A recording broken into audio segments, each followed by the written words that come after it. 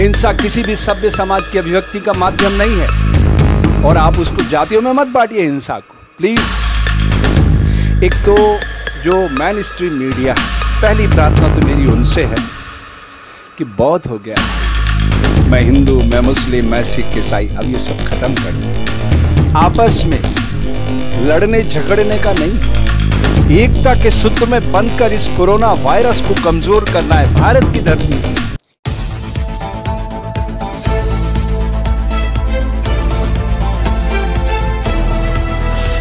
मेरी बगिया के माली तुम, सहयोग का हाथ बढ़ा देना, फिर तू मेरा मैं बन तेरा, तुझे अपना रूप दिखाऊंगा। ओम ओम ओम ओम ओम ओम ओम ओम ओम ओम ओम। बाबा बुल्ले शाह कहते हैं, दुनिया है चलो चली का मेला। ये कोरोना वायरस संपूर्ण मानव जाति के लिए एक चुनौती बनकर उभरा है। मैं मेरे देश के सभी नागरिकों से विनम्र प्रार्थना करना चाहता हूं, ये समय आपस में लड़ने झगड़ने का नहीं है, एकता के सूत्र में बंधकर इस कोरोना वायरस को कमजोर करना है भारत की धरती से। एक अवसर है, हमें इस चुनौती को अवसर में बदलना है। जैसा कि आप जानते हैं, कोरोना से सारी दुनिया त्राहिमाम कर रही है। एक छोटा सा वायरस जिसने संपूर्ण मानव जाति को हिला के रख दिया है। कोई वैक्सीन नहीं है इसका। और आप हैरान हो सकते हैं, भारत में हमारी स्थिति बहुत खराब है। हमारे पास डॉक्टर नहीं इलाज करने के लिए, इसलिए WHO विश्व स्वास्थ्य संगठन जो कह रहा है, इंच मात्र अक्षरशः उसका पालन कीजिए। इसी में आपका, हमारा, समाज का, देश का, संपूर्ण मानवता का हित छुपा हुआ है। हम हमेशा कहते हैं ना, सर्वे भवन्तु सुखिना, वो समय आ गया है। तो हमें खुद भी पालन करना है और आसपास जहां लोग रहते हैं, इस डिजिटल तकनीक के जरिए जिन जिन से हमारा सीधा संपर्क है, उन तक भी अच्छी भावना पहुंचाना है। आज मैं 3 चीज़ें आपके सामने रखना चाहता हूं। एक तो जो मेन स्ट्रीम मीडिया है, पहली प्रार्थना तो मेरी उनसे है कि बहुत हो गया भाई, ये मैं हिंदू, मैं मुस्लिम, मैं सिख, ईसाई, अब ये सब खत्म करो और सारा फोकस कोरोना वायरस पर लेकर के आओ। और वो लोग, लाखों लोग जो सड़कों पर हैं, जिनको खाने के लिए अन्न चाहिए, जीने के लिए, उनके लिए रास्ता खोजिए आप लोग। वो मर जाएंगे, महामारी फैल जाएगी देश के अंदर। ना उनके पास छत है, ना उनके पास खाना है, कहाँ जाएंगे? उनके बारे में सोचिए। तो ये नागरिक दायित्वों का प्रश्न है।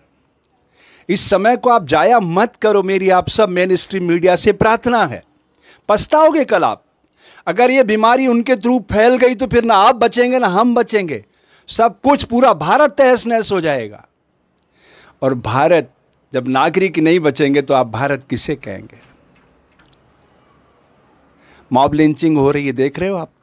हमारा IQ लेवल क्या है? एक दूसरे पे आरोप प्रत्यारोप। पालघर में क्या हुआ? साधु संतों को मार दिया गया बेरहमी के साथ, विभत्स हत्याकांड। पुलिस क्या करती वहां? भीड़ का समूह इकट्ठा हो गया, उनका IQ लेवल नहीं है। इस IQ लेवल पे काम कौन करेगा? आप और हम करेंगे। जिम्मेदार नागरिकों को IQ लेवल पे काम करना पड़ेगा।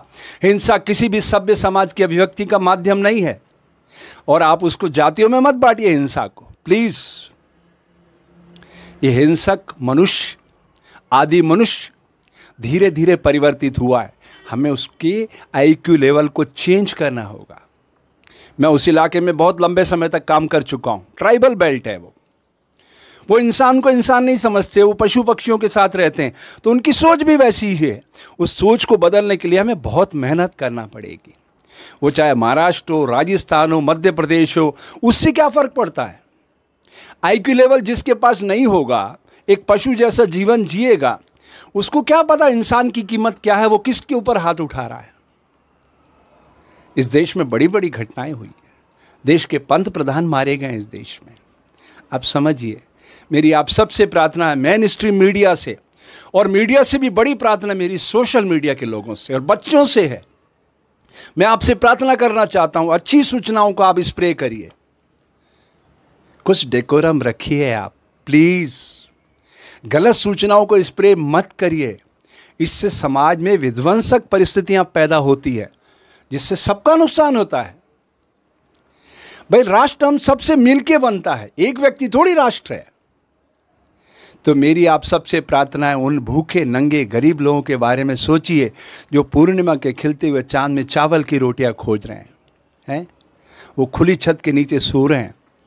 अगर उनके थ्रू ये वायरस घुस गया, क्योंकि वायरस प्रकृति जन्य नहीं है, ये वायुमंडल में नहीं है,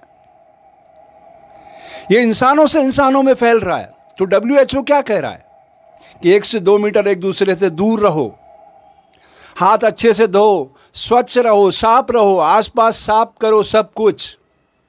तो उन सबका धन्यवाद ज्ञापित करो ना। ये समय है, ये सारा काम दिन रात करने में लगे हुए हैं हमारे सफाई कामगार, हमारे सिक्योरिटी वाले, हमारे पुलिस वाले भाई बहन, हमारे डॉक्टर्स, नर्सेस, कितने लोग, व्यापारी लोग, ये मीडिया कर्मी जिनके माध्यम से आप सूचनाओं को प्राप्त करते हैं, उन सब के प्रति धन्यवाद ज्ञापित करने का समय है। ये लड़ने झगड़ने का समय नहीं है। आप हम तो अपने घरों में, अपने स्थानों पर चुपचाप अपना समय बिता रहे हैं। हो सकता है बहुत लोग मस्ती के साथ, लेकिन ये कब तक चलेगा। आप समझिए, अपनी जिम्मेदारी को महसूस कीजिए और अच्छी सूचनाओं को स्प्रे कीजिए, क्योंकि डिजिटल वर्ल्ड में यही तो खासियत है। जितनी अच्छी सूचनाएं आप रिसीव कर सकते हो करो, बाकी डिलीट कर दो, उनको स्प्रे करो ना आप। एक अच्छे समाज का निर्माण होगा। आईक्यू लेवल अच्छा होगा तो हिंसा को, धीरे धीरे मार काट को हम खत्म कर सकते हैं। संसार में पूरा बुरा व्यक्ति एक भी नहीं खोजा जा सकता।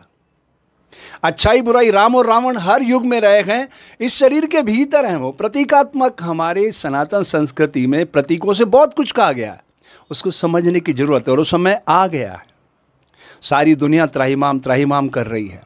इस समय ये चुनौती अवसर में बदल सके, ये भारत के लिए एक बहुत ही पोटेंशियल समय है। लेकिन कब? जब हम ईमानदारी से, निश्चल निष्कपट होकर काम करेंगे तब।